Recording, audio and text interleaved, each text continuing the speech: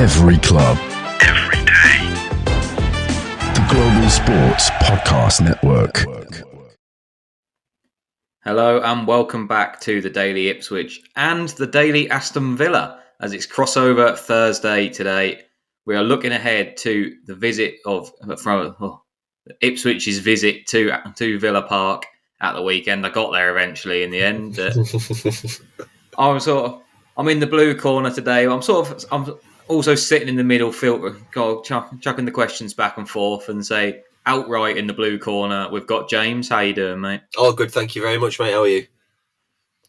Doing very good, mate. It's nice that me and you don't share episodes very often on our podcast, so it's nice to get a couple in close succession. It is, mate.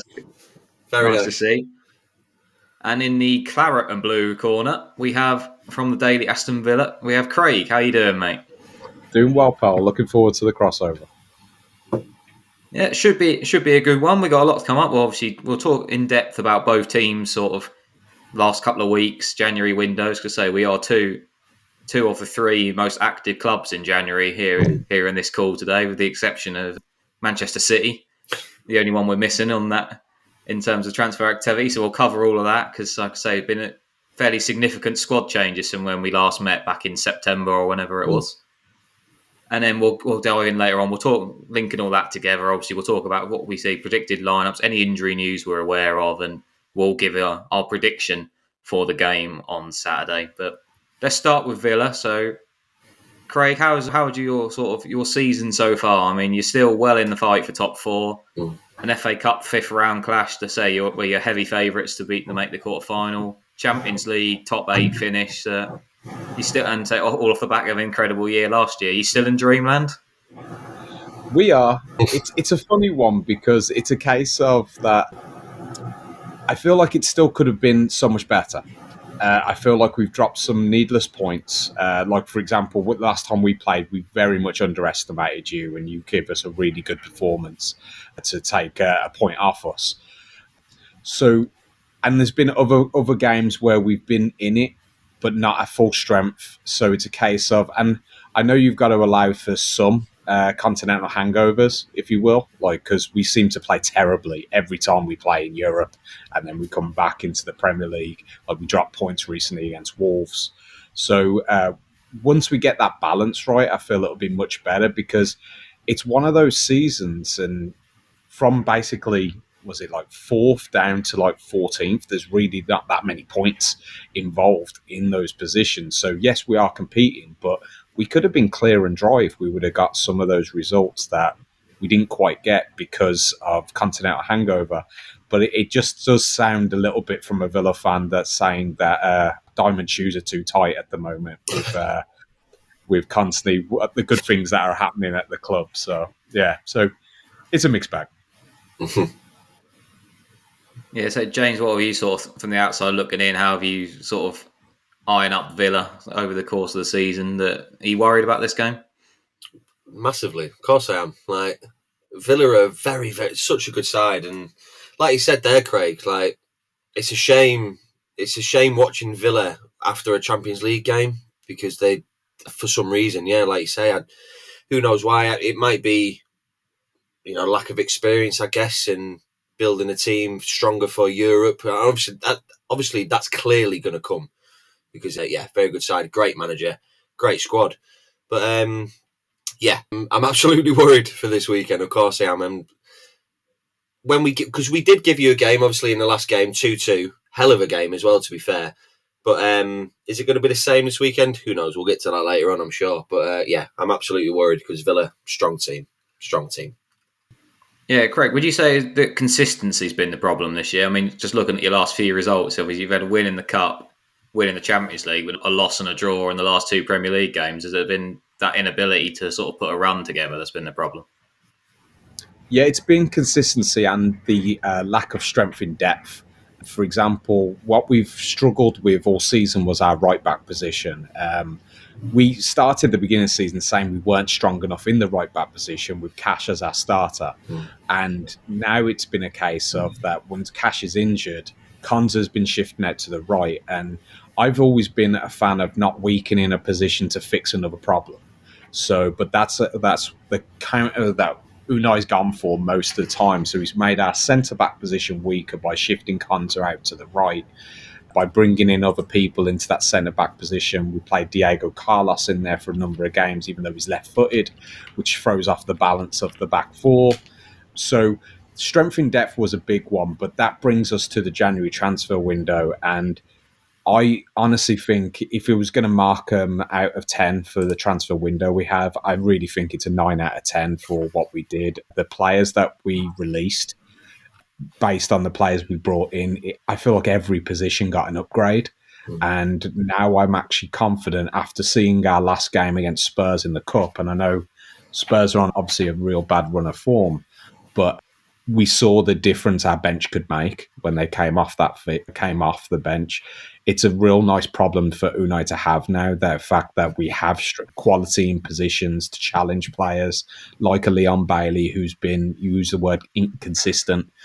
He's the king of inconsistency this year, to the fact that like we need to have someone to push him in order to get that position. And unfortunately, Philogene wasn't that person that you guys obviously know now to push him in that position to get him out of his comfort zone.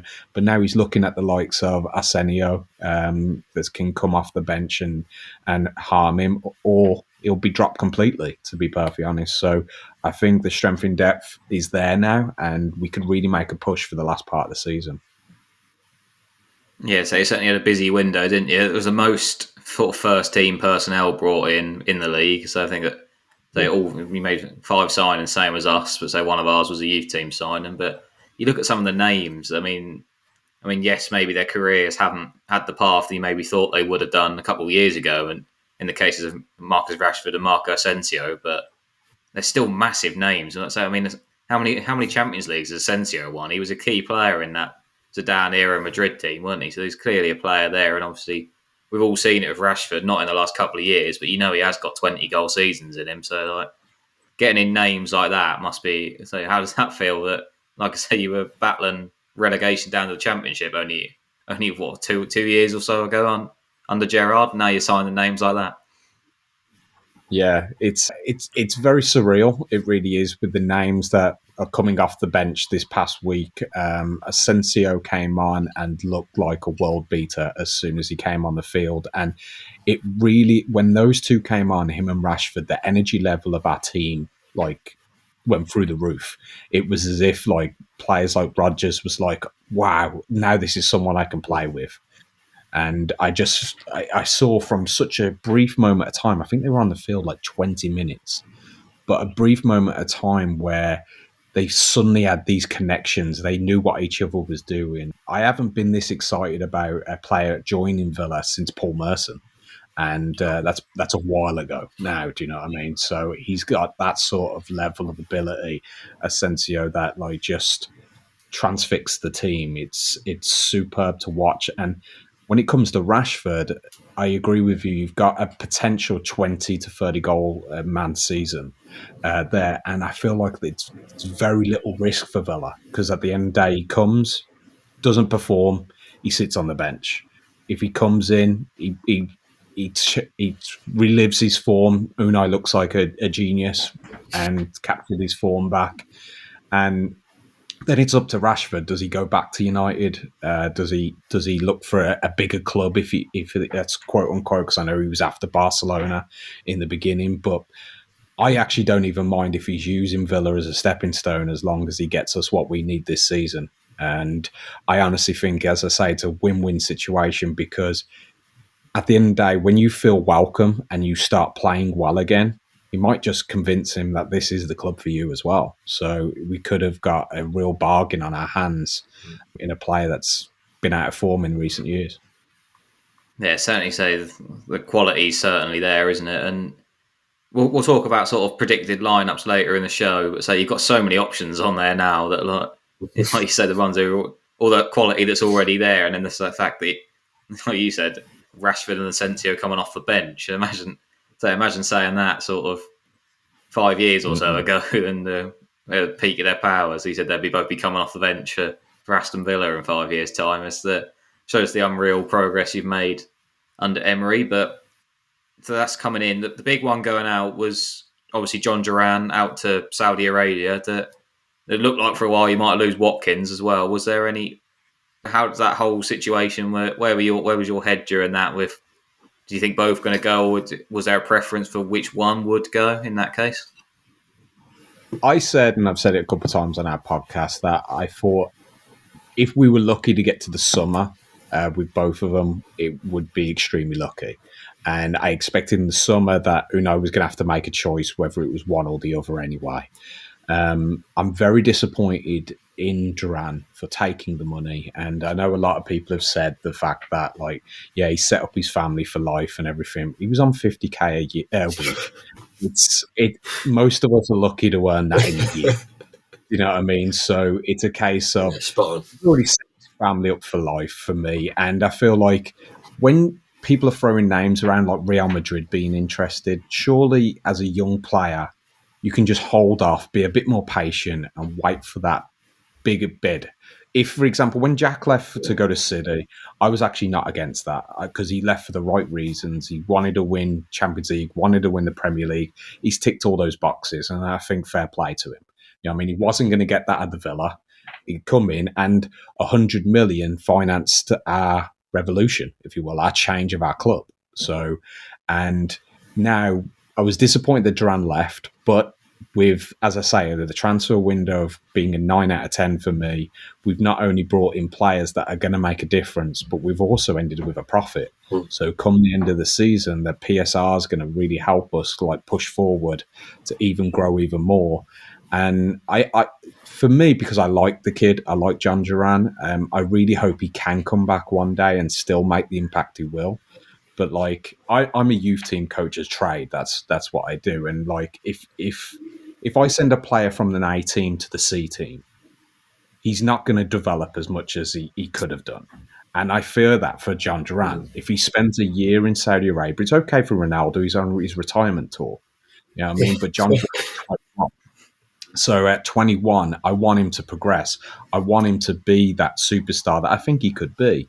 But if a year or two in Saudi Arabia is not enough when he's playing at basically championship levels at best in front of 200 fans, I don't think he's going to develop it to be that world star he could have been if he stayed at a Villa or he progressed to a better club with better aspects like a Barcelona or whatever. So, but at the end of the day now, he's gone, he's dust. Forget his name now, we move on. So. Fair play. Yeah, I mean, it's fairly put, yeah. It makes a lot of sense, like you say, the fact to have, we look at the names, to have a window where you bring in, say, a Champions League finalist in Marlon, we've already spoken about Rashford Asensio, Dizazi in from Chelsea, Andres Garcia as well, who can contribute towards that right-back problem, to do all of that and come away with a hefty profit, then that's some window, that, isn't it? And a January window as well. Unbelievable. Yeah, exactly.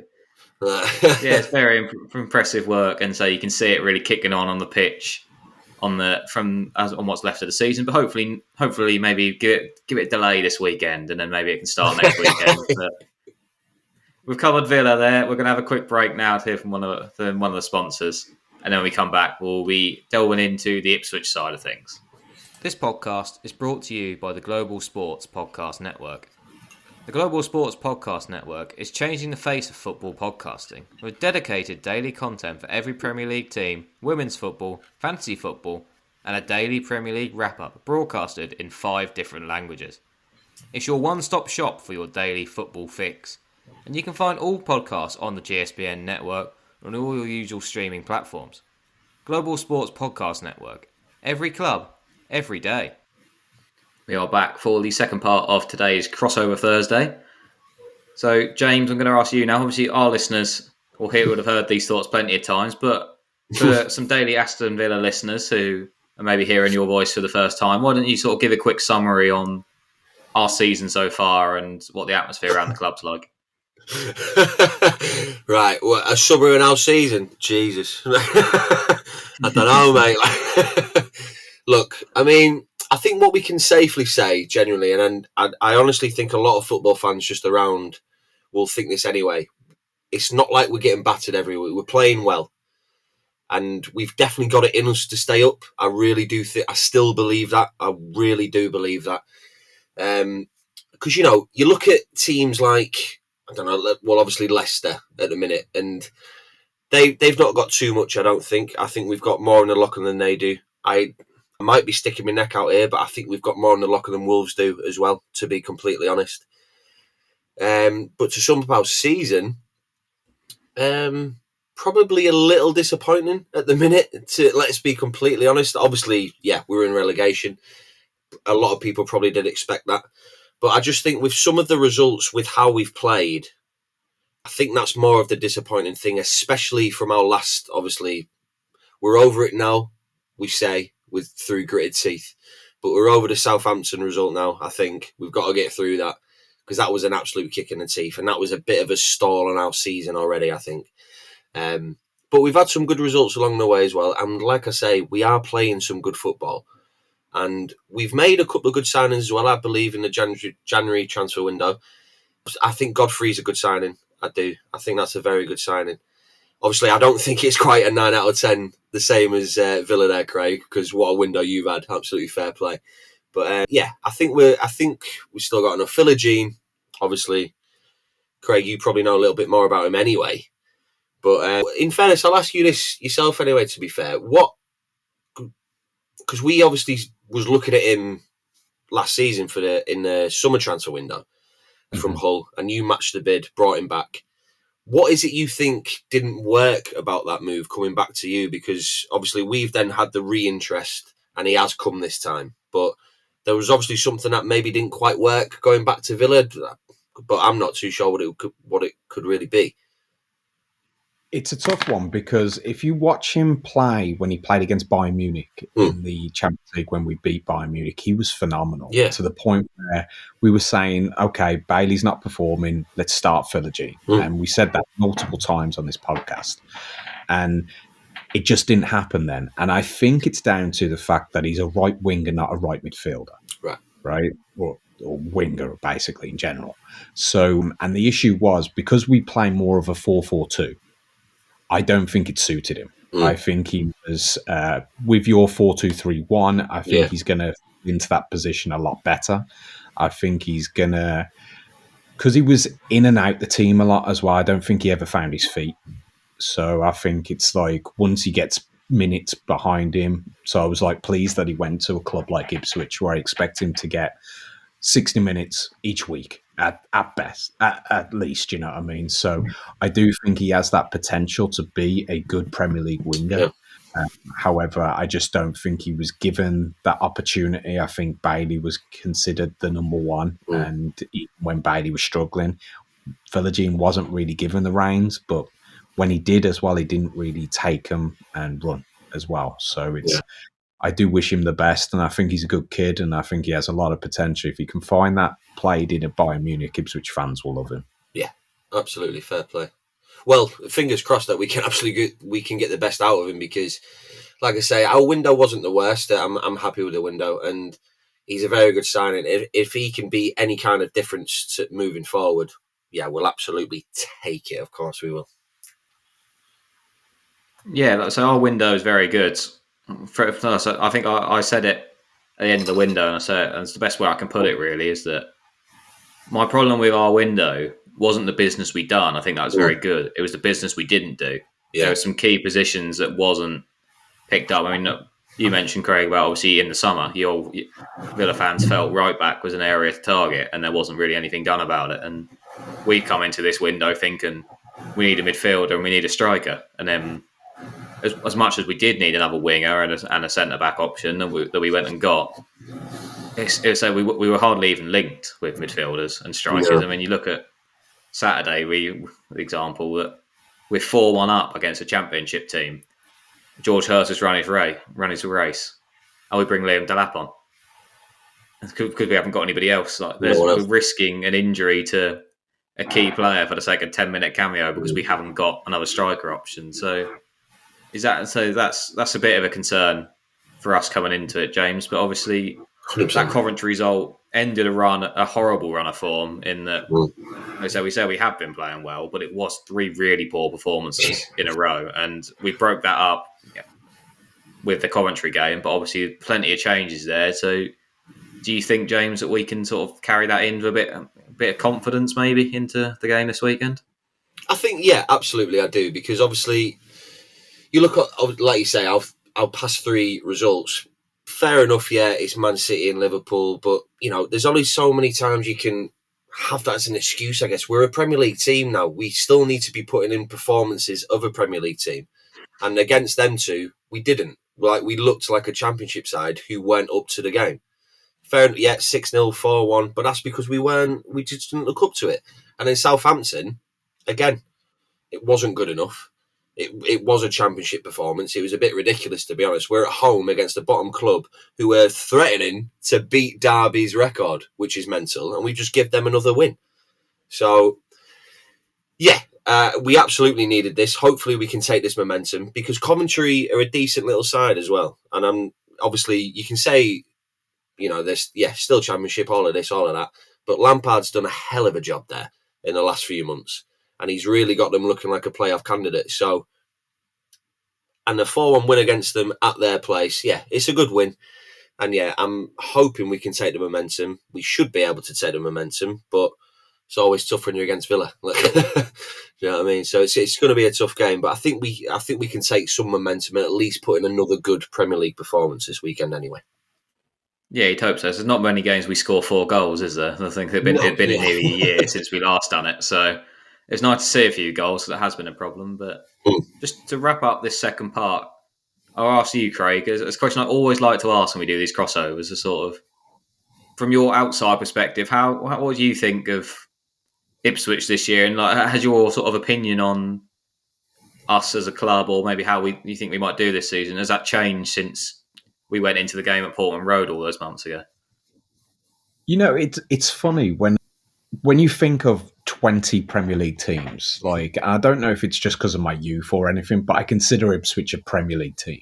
Do you know what I mean? When you consider those 20 teams that should be there year out, I do consider Ipswich one of them. I've got fond memories of a kid going to Villa Park, seeing Ipswich, for example.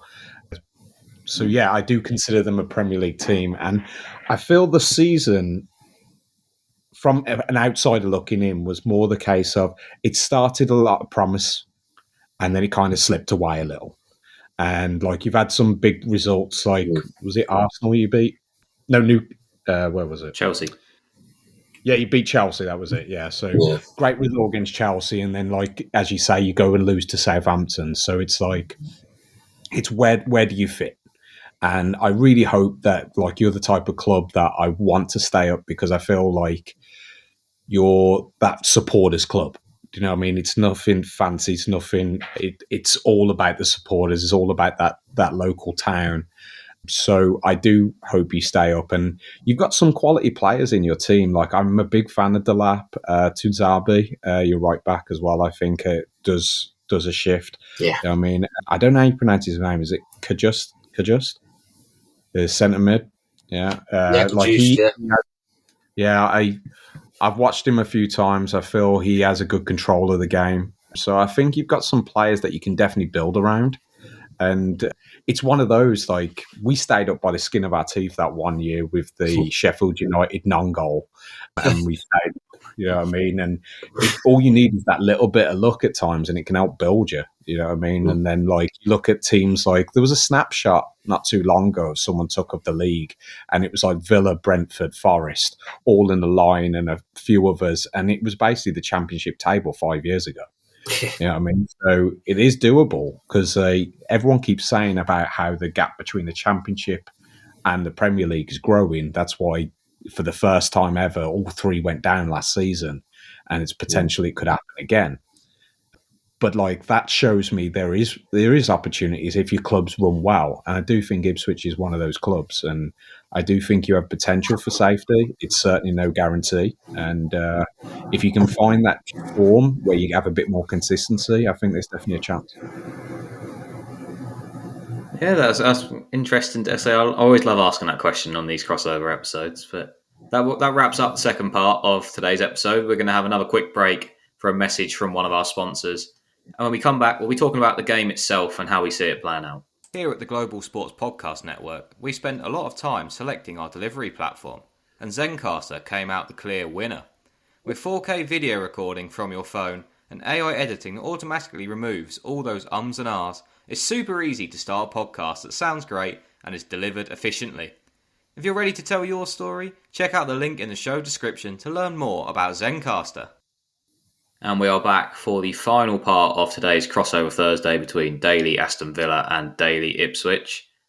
So we spoke about how we both look coming into the game, and it's a bit about season so far and everything. So let's talk about the game itself. So I'll go to you first, Craig. You know, Villa as the home team. Do you expect Villa to be the team who sort of set the pace of the game and hold the majority of the ball? Yes, mainly because we didn't play in Europe this past week. So I do feel like we do stand a chance of that. The one thing I've been very critical of the Villa recently is the fact that we have this very methodological way of playing, right? And it's very slow, it's very thought out, it's very based. But this past week against Tottenham, we actually started with pace, with vigour, and we actually took it to Spurs. But then as soon as we got the goal, we went back in our shells again and we allowed Spurs to come back at us. And I think with the type of players we've got now, I would like a bit more of us putting the foot on the pedal and going for it and not sitting back and waiting for those opportunities, but take the game by the scruff of the neck, if you will, because I think we have the players to be able to do that. Unfortunately, I don't think that's Unai's type of style, and I'm not going to be here and criticise the king, if you know what I mean. So, it's as simple as that. I would like to see a bit more of that from the team, and I feel the reason we've conceded so many goals is this approach as well. We really struggle with clean sheets. The last time we played, I came in with very high hopes, and Ipswich basically knocked us down to earth. You had a real good performance. Obviously, it's a little bit different going away from home.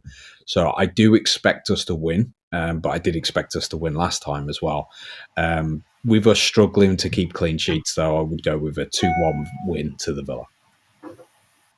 So, James, obviously, do you agree with the point about, say, Villa will set the standard, but then also, does that play into our hands? Because there's no hiding we've been a better away team than we have a home team this season. Yeah, well, it's exactly that. I mean, Craig's absolutely right. They're obviously going to control the game. They're going to give it to us. Obviously, Villa at home. But what we do have in our locker for this season, we have been better away from home. So I think that might play into us a bit. We'll have a few chances on the counter 100% because that seems to be our forte at the minute, scoring anyway. It's our forte for consistency. Yeah. But I think it's going to be a really, really tough game, to be honest, because I think, like, in fairness, like Craig said as well, no Champions League. They're going to be fresh. They're going to be up for it. These new signings as well are going to be up for it because it's the first Premier League game. That's so different from an FA Cup game.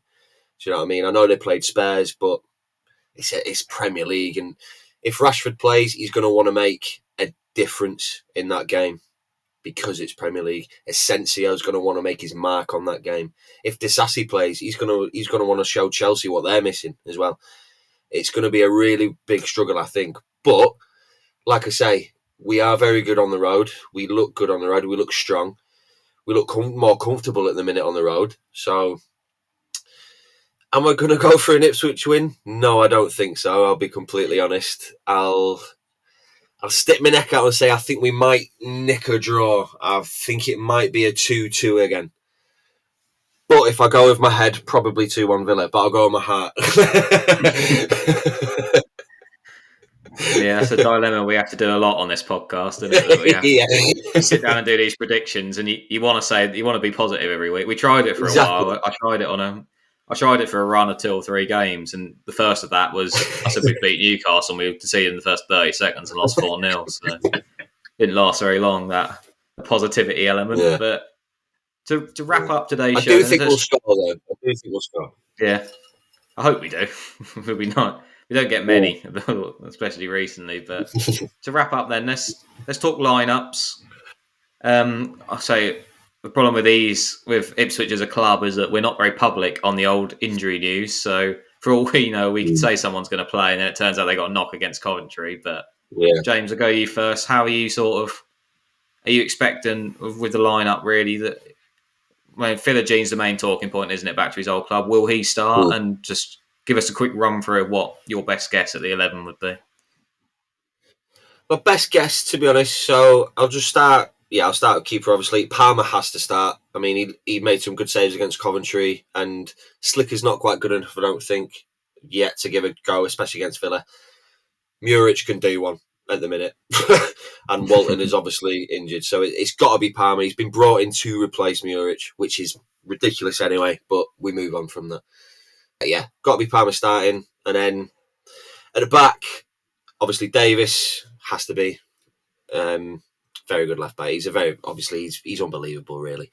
We're a big fan. At the back, centre back, I mean, Greaves and, it's going to be O'Shea in it, I reckon, to be honest. Them two are looking quite strong now, to be honest. Which I'm really happy with, because at the start of the season, O'Shea, Richard, another fella on our podcast, he was not a fan of O'Shea at all, but he's slowly coming around. I think he's starting to look a bit better, so that's always good. Antoine Zabi, he's the Rolls Royce at the back there. He's unbelievable. It's got to be him. Who's going to start in the middle? We've got a lot of options, which is for the wingers, it's a nice problem to have. Absolutely, it's a great problem to have. But is it going to be Hutch? I don't know if it is, because he's not looked great in previous weeks. But then because it's Villa, will it be Philogene? It's a tough one. It really is a tough one. I think McKenna's going to start Hutchinson again and maybe bring Philogene on later. But I think he's going to start Hutch again. On the left, I'd start Clark because of how well he played against Coventry. I think he did well. So I'd give him a go. And then what's his name from Brighton? Enciso, was it? Enciso. Yeah, Enciso, yeah.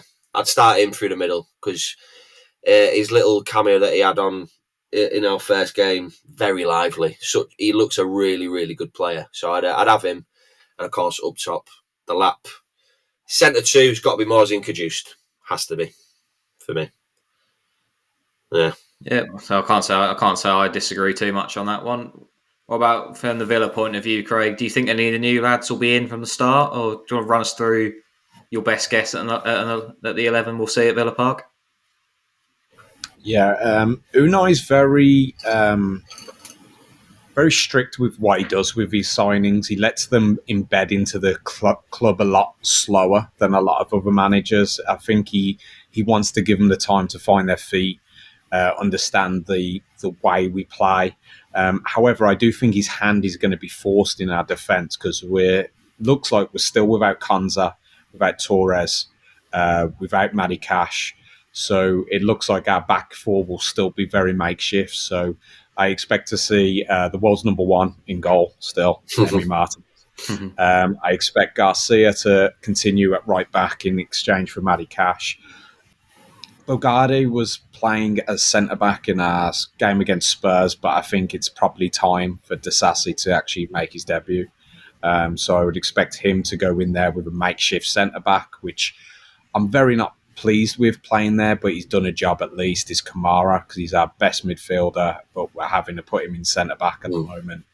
I expect Luca Dean to continue at the left-back with McGinn, Tielemans and Rodgers making up our midfield three. I think Asensio will start over Bailey, just because the fans are going to want to see it. And then Jacob Ramsey on the left. And I'm hearing that Watkins is going to be good for the weekend. I don't know if that's true or not. But if he is, I imagine Watkins will start. If not, it'll be Malin up. Yeah, so certainly... Some good strength in there. So you're talking about some of the players who are coming out, and you hear the names who are coming in instead, and you think, oh god, from point of view. But it's going to be an interesting game. It was a very entertaining watch last time round at Portman Road. So let's hope, if nothing else, we get another entertaining one again. Craig's gone for a Villa win. James has gone for a draw. I want to go with James, I think I'm going to have to. I've tried this optimism thing. It didn't work. So I'm hoping now if I go pessimistic, then maybe it works the other way, and that means we go and win. Because I don't know what else to try at this point. But thank you, lads, for joining me on today's crossover episode. It's been a great laugh. It was very enjoyable, as it was earlier in the season when we got together as well. But that closes it in. Make sure you check out both podcasts, obviously Daily Ipswich, Daily Villa, whichever one you're a regular listener to. Go and check out the other one. It's going to be pretty much the exact same thing, but for the other club. And so we won't meet again this season, but fingers crossed we will meet again next year as this season plays out. But from me, Craig and James, thank you for listening. And we will catch you on our respective podcasts tomorrow. Every club, every day. The Global Sports Podcast Network.